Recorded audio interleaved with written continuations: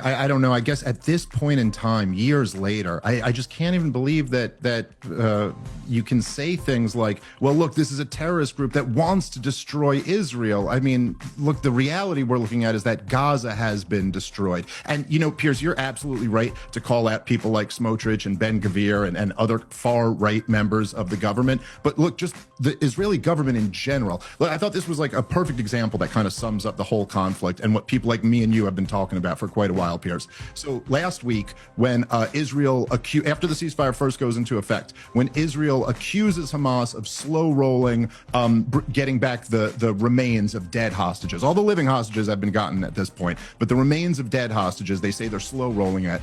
So they immediately say we're going to have the aid that's coming into Gaza. Just after this latest blow up 24 hours ago, Israel announced they're going to suspend aid and distribution. That is the way in which Israel conducts this war. Don't give me any of this BS about there just happen to be some innocent people there.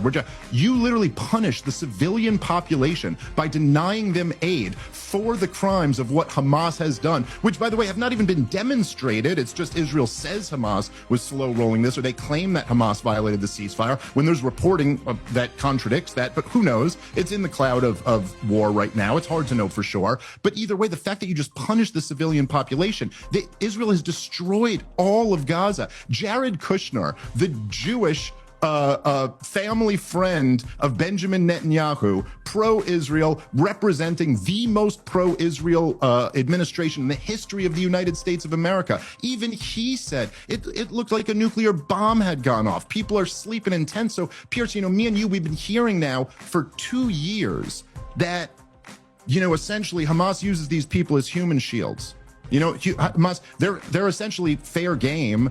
And it's on Hamas if they get killed. Israel really doesn't want to, but they're human shields, nothing else we could do. But then you look up and the entire thing is destroyed, and they're denying aid as a weapon of war, a clear example of collective punishment. Now, I'm sure my opponent here would disagree with it being characterized as a genocide, but like, what do you call that, Piers? You've decided an entire people are just fair game because they're human shields with no onus on you to demonstrate that there were Hamas weapons in every single one of these buildings that we destroyed or anything like that. And you can also just deny aid to a people who have just been decimated for 2 years as a punishment for what their government's done. And then you still have the nerve to call them terrorists and say they want the destruction of Israel.